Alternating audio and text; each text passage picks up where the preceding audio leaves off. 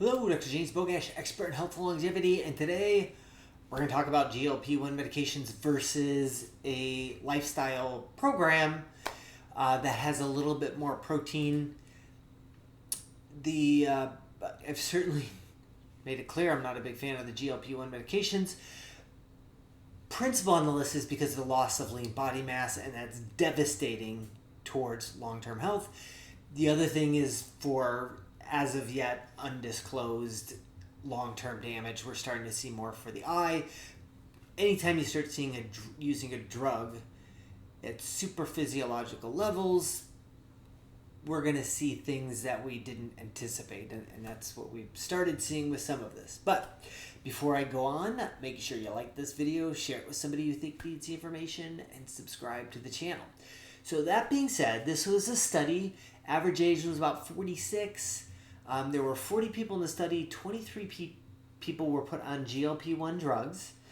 And I'm assuming that keep in mind, this was a poster or a presentation at a annual conference. So this isn't yet published, but the data is available. So 23 people were put on the GLP-1 drugs. In this case, semaglutide, so think like Ozempic, Wegovy.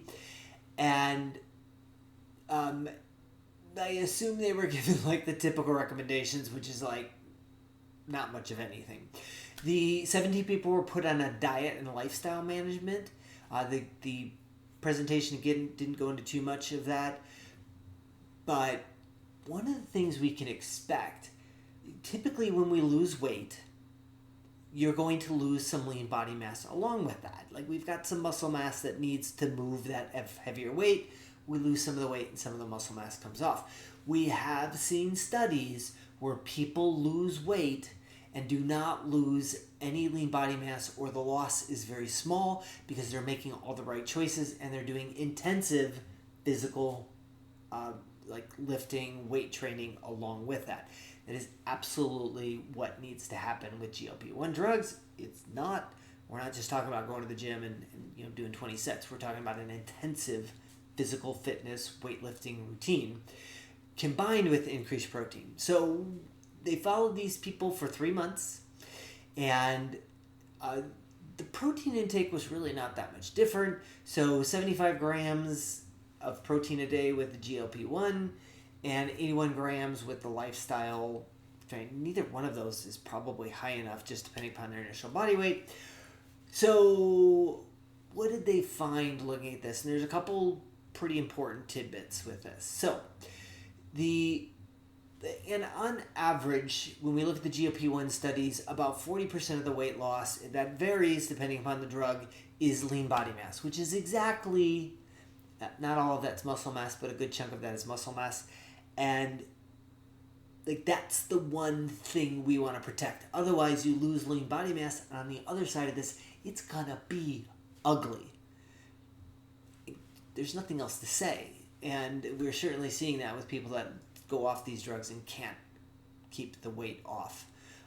Not going to get into things like microdosing. There may be some answers there, but in general, the way these drugs are being used, the loss of lean body mass is catastrophic. The author says that in here, that's a big concern.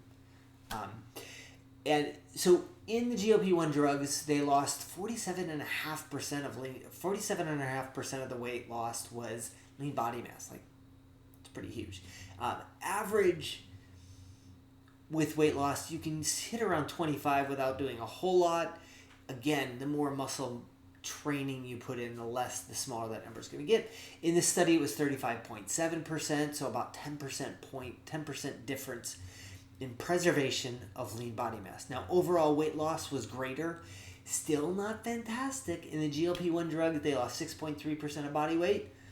That's good, but it's not fantastic. And in the lifestyle, 2.5% of body weight. So, again, it's a process. Losing 2.5%, headed in that direction, multiply that times a year or 2 or 3, and all of a sudden you've got substantial weight loss. So, couple pretty important snippets from this study that will, again, just goes in line with what I've been concerned about all along, is first of all, the people who were of older age, so remember I said 46 was the average age, if they were older, the lean body mass loss was greater regardless of which class they were in. That means that these people need to be focusing that much more on weight training, preserving muscle mass. So those who had more vigorous physical activity, we might not even necessarily talking about weight training, but more vigorous physical activity prior to starting GLP-1 lost a little bit less lean body mass. So I've talked to people before, they're like, well, I'm going to lose the weight and then start training. And like, you should start training before you even start the drugs. That's really the only answer that's acceptable. What was very interesting is, and expected, is that the more lean body mass was lost, so the more people lost muscle mass, the smaller the change in A1C. In other words, they were their blood sugar handling got a little bit better, but that number was smaller and smaller the more muscle mass they lost, which completely is in line with everything that I'm concerned about. Like, we may have some benefits in other things, but it's being completely balanced out by loss of lean body mass and muscle mass. They did not see that relationship in people who lost weight with diet, because that's exactly what we'd expect. You're actually improving blood sugar handling all across the board, even as you're losing some muscle mass in there. So this study also looked at bone turnover, which bone and muscle can go hand in hand. The bone turnover rates were greater with GLP-1. That's going to be a problem long term. We might start seeing increased fracture risks. It didn't look at bone density, it just looked at fracture rates, because in 3 months you really can't see much of a difference. So the bottom line is, I'm going to say this again and again, you have to be doing weight training. This isn't just about eating more protein and all of that stuff and putting it on your TikTok page. You have to be doing, I would say, aggressive weight training along with this class of drugs. There is no other way to manage the loss of lean body mass other than working on preserving as much lean body mass as possible. As always, I'll post a link to this particular study in the description. Make sure you like this video, share it with somebody you think needs the information, and subscribe to the channel.